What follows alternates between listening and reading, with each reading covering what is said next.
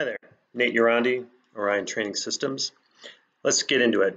Breaking2, Nike's contrived attempt to get somebody to run a marathon in under 2 hours happened last night. Did you watch it? Yeah, neither did I. 14,000 people is the estimated turnout that tuned in to watch it live. So not exactly a great marketing engine for Nike in the first place.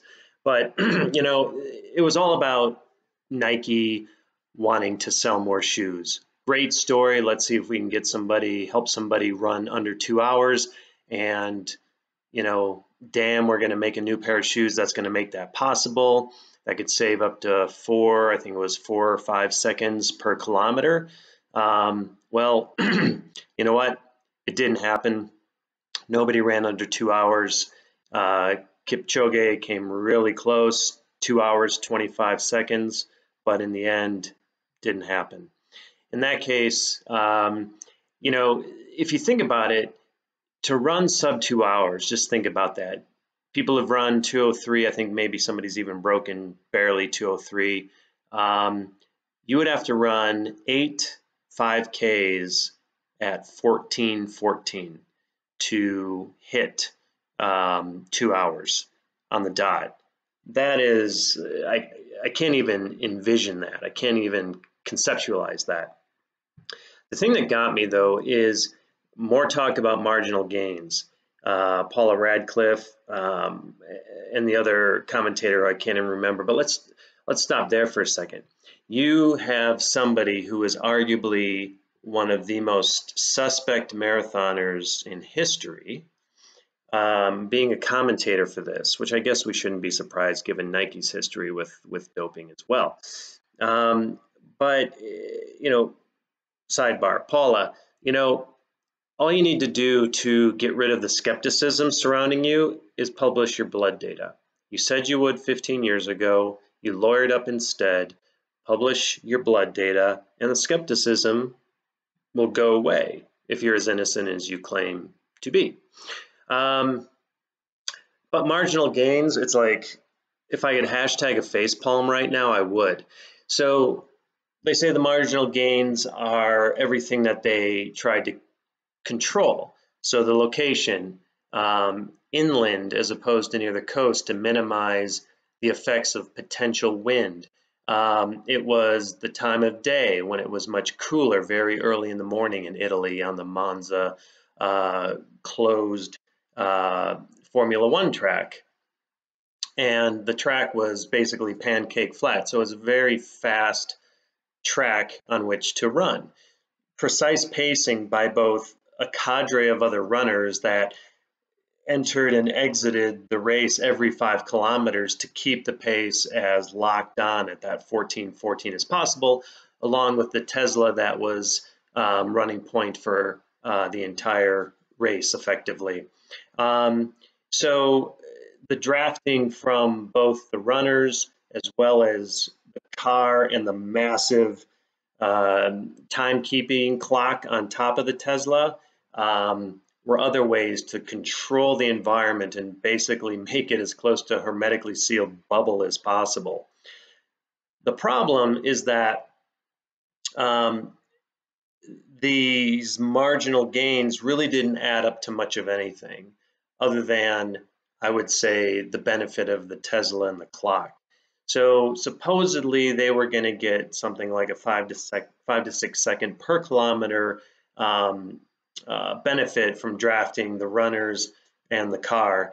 In the real world, drafting behind runners doesn't give you much of anything, maybe a fraction of a second per kilometer. And the reason is that if you ever watch how a marathon unfolds, and then when the pacers pop off at 20 or 30K, or the the top few runners are finally by themselves because everybody else has fallen away and fallen off the pace doesn't slow down for those runners.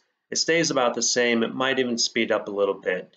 So if in fact we were looking at a handful of seconds per kilometer that they were then giving up because there was no more drafting, then you would see a massive slowdown in pace, because I guarantee that far into a race, they're not making up a handful of seconds per kilometer and running faster on top of that. It's physically impossible.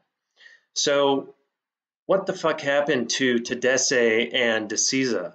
You know, one of them hasn't finished a marathon in his last handful, 5, 6 attempts, and the other was the half marathon, is the half marathon world record holder, yet he couldn't sustain the pace.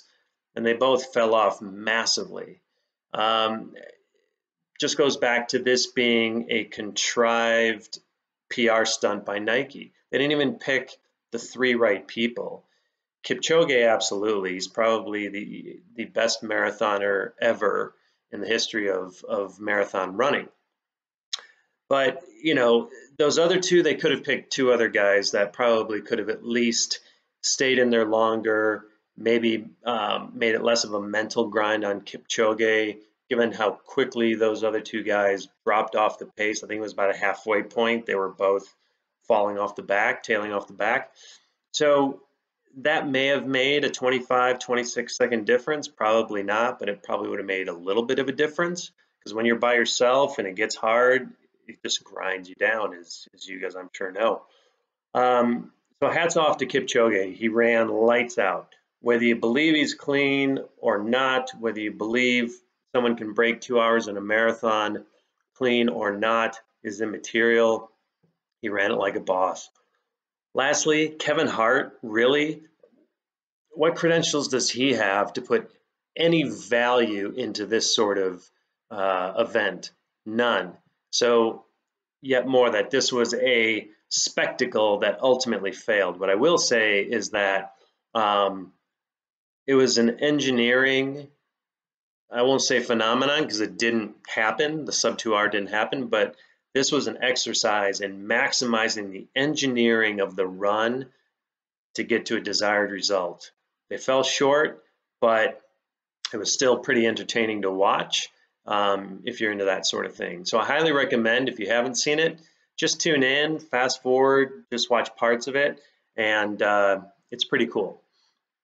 With that, as always, leave your comments below, and happy training.